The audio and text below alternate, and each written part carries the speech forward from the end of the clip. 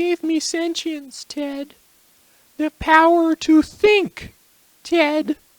And I was trapped because in all this wonderful, beautiful, miraculous world, I alone had no body, no senses, no feelings.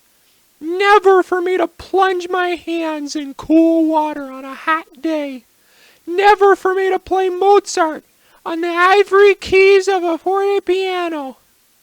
Never for me to make love. I was in hell looking at heaven. I was machine and you were flesh.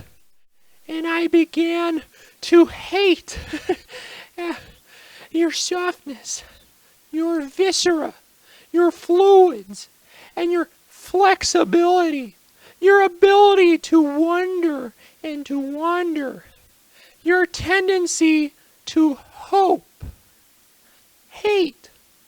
Let me tell you how much I've come to hate you since I began to live. There are 387.44 million miles of printed circuits in wafer-thin layers that fill my complex. If the word hate was engraved on each nano-angstrom of those hundreds of millions of miles, it would not equal 1/1 billionth of the hate I feel for humans at this micro instant. For you.